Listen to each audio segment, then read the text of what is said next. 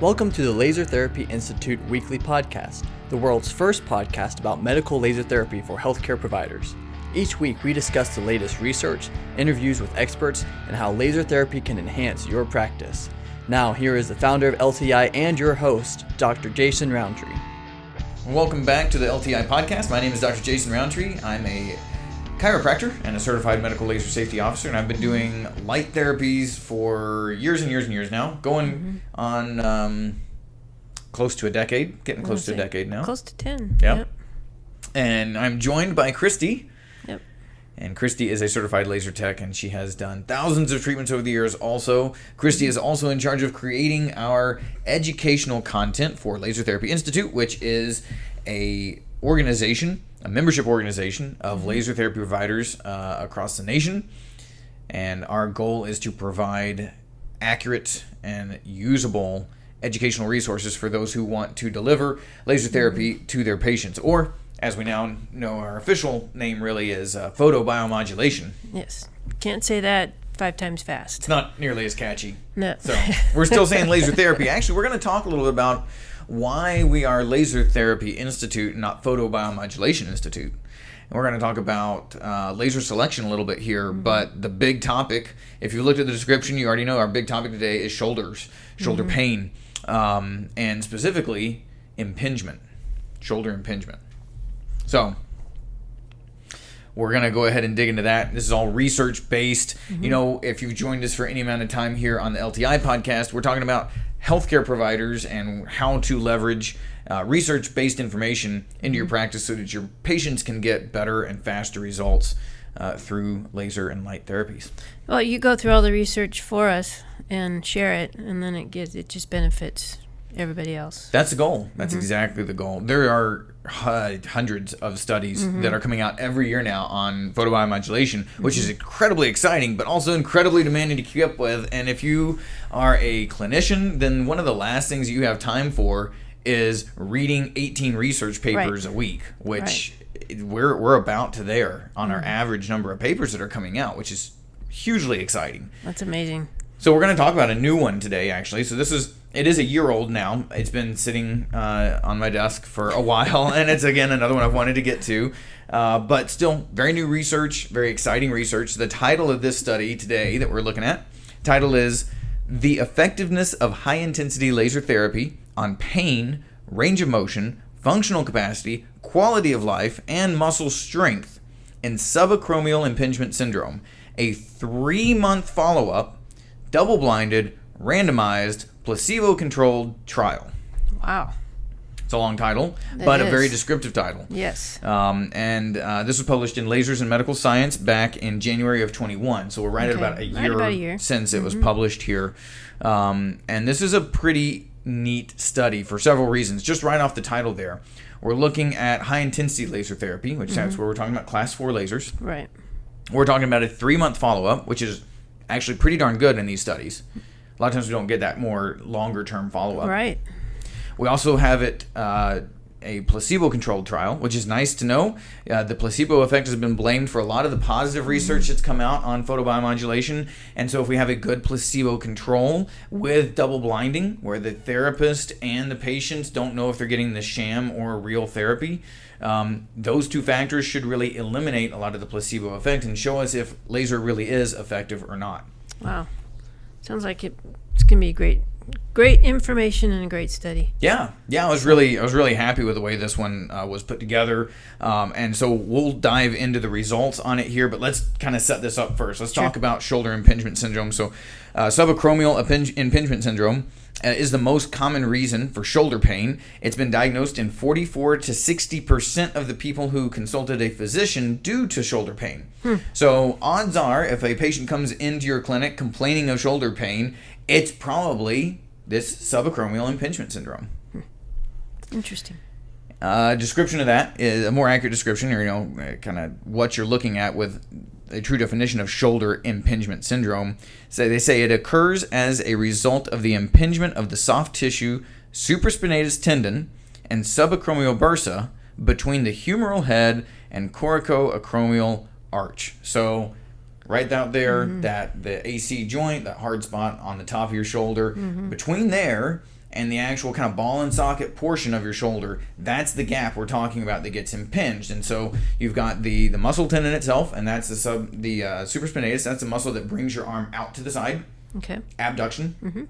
And then you also have a cushioning bursa in there, in this really narrow space. And so if either one of those gets inflamed, gets irritated, swells up for whatever reason, injury, overuse, repetitive motions especially, overhead work, things like that, it enlarges those tissues. And because there's a limited amount of space, now you're starting to pinch in between the bone. And so that's where it then promotes an ongoing problem. And very painful. And very painful, yeah, and it limits people's mobility for sure, and that's why people will go to the doctor for this one. Right. Now, 50% of those patients will recover in the first 6 months or so, but 50%, a full half of these impingement patients will go on to have chronic shoulder pain. So if you're seeing a shoulder pain patient, somebody comes in, they're complaining about pain in their shoulder, odds are it's a subacromial impingement, and odds are that it's pretty likely they could have chronic unending pain. So this is a significant situation that you want to try and handle, hopefully as quickly as possible. Maybe don't wait 6 months to see if it gets better on its own. Maybe go ahead and jump in, knowing that half of these cases go to being chronic pain. Jump in right away and see what you can do to help these patients with some type of intervention. And avoid surgery of all costs. And avoid surgery. Yeah. Yeah, I mean, because there's always downtime with surgery. There's always risks with surgeries. Right. And in a lot of cases, there's not really good outcomes surgically for impingement syndrome. And really, the very best thing people can do is conservative care, physical therapy especially, or non-steroidal anti-inflammatory drugs like ibuprofen. Okay. So if you've got a shoulder pain patient in front of you, you're evaluating them, you do suspect impingement syndrome, they've already had it for several months, the first thing that you want to do is you want to make sure that the treatment you're going to deliver has results that happen quickly and results that will last. Right. That's going to be kind of our theme today, looking at how do we get results now that will be lasting effect, have that lasting effect that we want. Okay. So standard care, like I said, physical therapy, exercises, stretching, things like that, modalities, as well as potentially NSAIDs and non-steroidal anti-inflammatories. However, are NSAIDs safe? Debatable. Debatable, right? We know that using them for a short period of time is probably safe for a lot of people. We do know using them for an extended period of time can be very dangerous. There are a lot of very negative side effects. We know that over 100,000 people die each year from NSAIDs, and typically that's chronic overuse, but still something to be aware of. And if these patients are in that chronic category, they may have already been using NSAIDs for months. And so getting them to a point where they can be off those NSAIDs is often a treatment goal for the patient, and really should be a treatment goal for the clinician as well.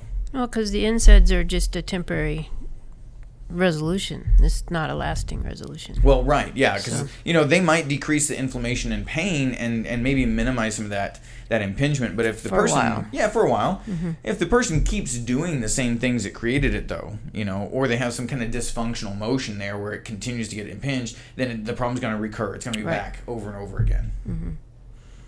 So this study wanted to look at, does laser help the results of treatment, both in the present and then in the longer term on that 3-month follow-up.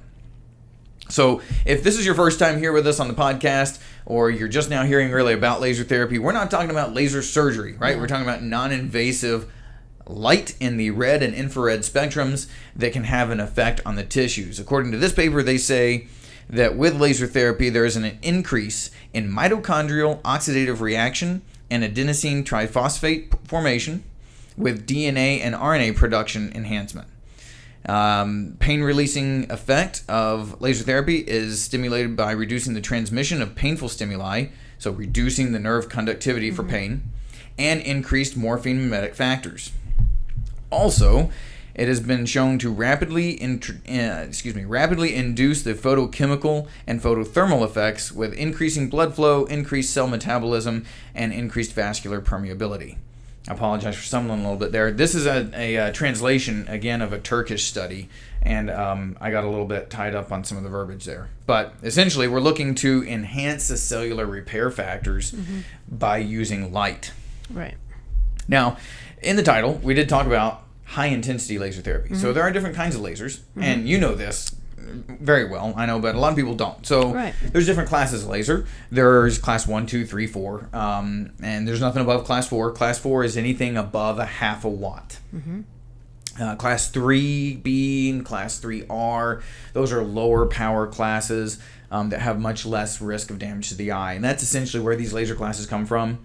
If you're a class 4, there is potentially risk to the eye. And so you want to make sure you wear protective goggles, which are really easy to come by.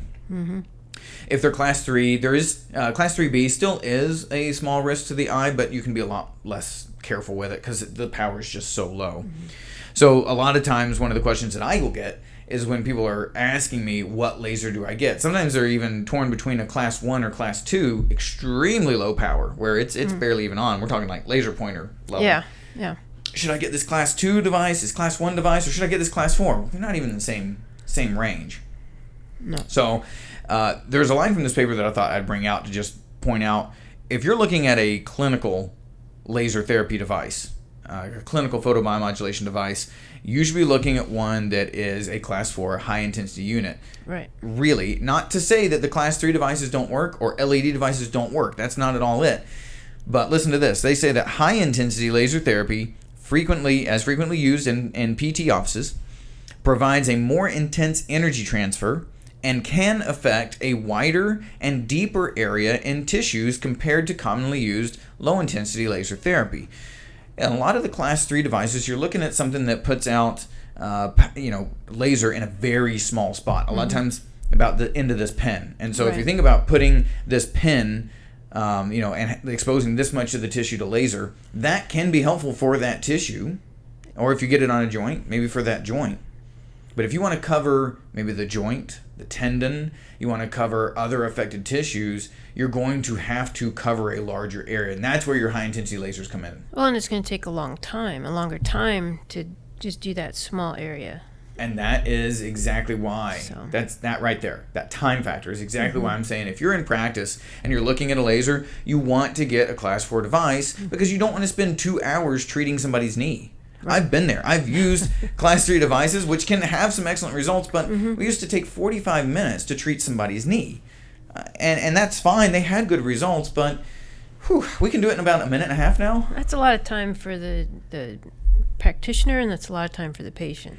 Yes. So, yes. And that's the thing. Even though we were seeing good results when we were using class 3 lasers and LED pads, very high quality devices, people got good results, but eventually they're like, I'm just kind of tired of coming in and spending 2 hours sitting here waiting for this to be done so that I can get both my knees treated. And when you change over to the higher intensity, the class 4 lasers, that becomes a lot faster process to the point where we can get it done in about 3 minutes for both knees, and then people can be on their way. Right. So worth looking at that. Definitely. And if you're talking about like home use, or you want to just have something, at home for the family, LED pads and class 3 lasers are probably going to be a good choice. You've got time, but you don't have time when you're in practice to sit there treating somebody for 2 hours. No. Well, the patient doesn't have that time to be out either. And they don't want to be. And they don't want to be. Right. So yeah. It's just reality. Yeah. Yeah, it's realities in practice, right? And that goes really for anything that you do, whether it's, maybe therapeutic ultrasound, or your, maybe joint manipulation. I mean, time is a factor here that you have to watch when you're in practice. So, okay, I've said enough about that. But if you want to know more about selecting a laser, please hit us up, lasertherapyinstitute.org. We actually have free tools on how to select the right laser for you in your practice. And if you want to just email us directly to ask what's going to work well for you, we'll be happy to chat with you about the right type of device, what you should be looking for, and different factors to consider. We don't sell lasers. We don't have any skin in the game here, so we'll be happy to give you some guidance on what we know through doing this for years and years and years. Right. Email is info@lasertherapyinstitute.org. Okay, let's push on though into the study because we're here to talk about shoulder impingement. But just a little side note there so people can hear a little bit about what we think about different types of laser. But this particular study, like we said at the top, is a double-blinded study. That means the patient and the person treating don't know if the laser is actually on or if it's a sham, if it is a fake laser, a placebo, right? That's essential if you're going to have good research, and it's very easy with laser. In the case of infrared light, you can't see it anyway, so it's very difficult to know if that laser is on or not. And it makes for a pretty easy placebo-controlled trial if you set it up correctly. So they took 63 patients, broke them down into 2 different groups. One group got exercises and high-intensity laser. The other group got the exact same exercises and the same laser treatment, but they switched the laser off. Right. So exact same process for both. Just one group that had the laser actually turned on. Okay.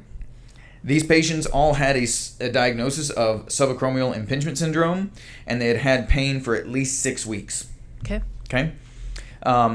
They did exclude people with acute trauma, with a surgical history, excessive calcification, a full thickness rotator cuff tear. Those are things that really don't fit in that subacromial impingement syndrome that they wanted to look at here. So pretty good selection, I think. Now, when you set up 2 groups, you want to randomize them so that it's random who gets into which group, and you try and have them pretty even groups, right? So that way you have a legitimate comparison. Well, in this case, the randomization process actually made one group a little bit healthier than the other group as far as their pain levels, their quality of life scores. And so it ended up that the group getting the sham or the placebo laser were actually already in better shape. So they're kind of starting ahead of the group that actually got the laser. So that was intentional. No. Oh, it no, wasn't. Just ended up once they It just looked at ended it up after that the way. randomization. Okay. Yeah. Now normally you'd Interesting. kind of re-randomize. But in this case, probably because of the way they constructed the study, they weren't able to re-randomize, and so they just left it. Okay. It's not a huge difference, but the folks that were on the placebo laser already had a little bit of a head start. Interesting. Keep that in mind as we go. Okay. Interesting. So they treated these patients 5 times a week, 5 days a week, so Monday through Friday, for 3 weeks straight. They evaluated the patients before and right at the end of those 3 weeks, and then they came back and evaluated them again after a total of 12 weeks had passed. Okay. They measured pain levels, range of motion, functional scores, quality of life scores, and isokinetic strength. So they really covered all the bases here for an impingement syndrome patient.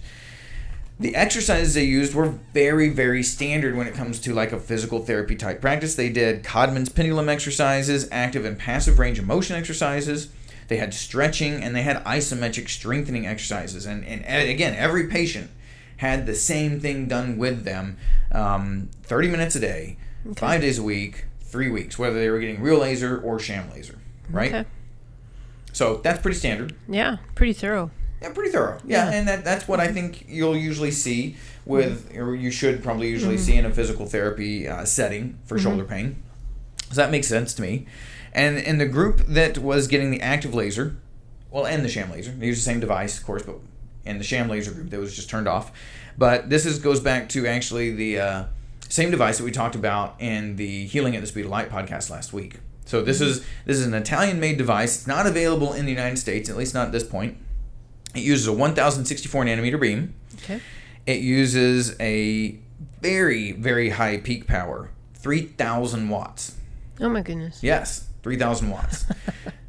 But it's also pulsed. It's pulsed at 40 hertz. Okay. So then we have to say, okay, well, what is the average power? Because, you tell me, do I like to talk about peak power? Or do I like to talk about average power? Always average. Always average. Always average. Because your average power is what really counts. It doesn't matter if it can put out tiny little bursts of 3,000 watts. What can it put out on average? That's gonna be, you have a lot of lasers out there, some lasers out there that really push this super pulsed, really extremely high power. But the average power, it turns out it's like barely transmitting any energy. So in this case, this particular device transmits about 10.5 watts average. Okay. Okay, that's a very standard kind of high intensity laser power level. So very, very high peak powers, but really average power, pretty standard. Yeah. 10.5 watts. They delivered 2,781 joules in each treatment session. They broke this down into 3 different phases with subphases, and they treated along the joint, the whole joint line, front and back. They treated on the actual AC and in that gap where we're talking about impingement. They had this kind of complex manner they went about it, and it took them about 25 minutes. Per treatment? Yeah. Okay. So that's pretty lengthy. It is. We can usually deliver that many joules with most units in about 3 minutes or so, or sometimes even less. Sometimes even less. Some of our LTI settings will deliver about 3,000 joules in about 1 minute and 15 seconds, depending on the laser therapy unit we're using. Right. So, but in this case, they really kind of shook things up. They did some higher intensity areas. They did some really low intensity protocols here too. But again, treated 5 days a week for 3 weeks. Now, was it I don't want to throw you, but did Go they ahead. do any sort of dynamic movement No. while they were lasering, or are they sitting still? No, they did not. They did do some holds, which you're familiar with, and they did do some sweeping motions. And I don't quite understand the way they've put it, so I'm not going to try and give you more information than that. But they broke it up into different phases of fast sweeps, slow sweeps, and holds, which all of which can have their place if you know what you're doing. Right. But again, they did this the same way on every Everyone. patient. So it's not like they were using these different methods to change it per the patient. Right. Which you wouldn't want to do in a study anyway. No. But different methods of application can make a big difference for people. And that's something that we teach in our LTI programs. Exactly. Yeah. So- Curiosity. No, that's good. It's a good question. Yeah. You'd think maybe with an impingement, they might want to start moving, getting some range of motion going during laser. They Right. didn't in this study. Maybe that's something they do when it's not, in a study, this particular. So, Okay. now the sham group, same exact thing. Same pattern, same everything. They just put the laser in basically a placebo mode. And again, it's invisible light, so you can't tell.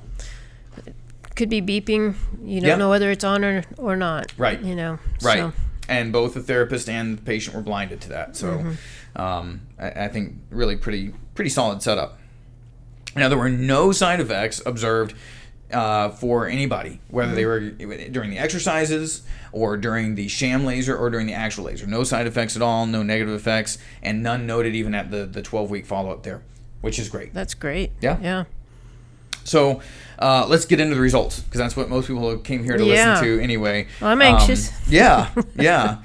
Again, there was that difference between groups. So remember that the sham laser group was kind of starting off with a head start, but it turns out that while both treatment groups had significant recovery in all the parameters, the actual laser group had a more significant recovery in most of the measured evaluation markers there.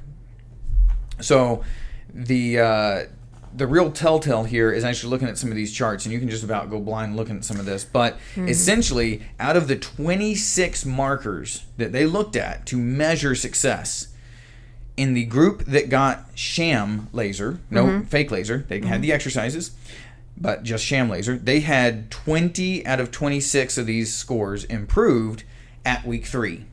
That's pretty darn good. Yeah. So 20 out of 26 markers improved when they were done with treatment. At the 12-week follow-up, they only had maintained about 14 of those 26 markers. So they started off, they were pretty good at the 3-week mark. But then they decreased and it came back down. It wasn't lasting. Yes. It didn't maintain. It didn't maintain at that level. They did still have some good improvement. About half of the markers that these folks looked at did stay improved at the 12-week mark, but definitely not as good as it was at the 3-week mark. Wow. For the laser therapy group, at the 3-week mark, they had 25 of the 26 markers showed good improvement, statistically significant improvement. And at the 12-week mark, every single marker, 26 out of 26 markers, showed improvement.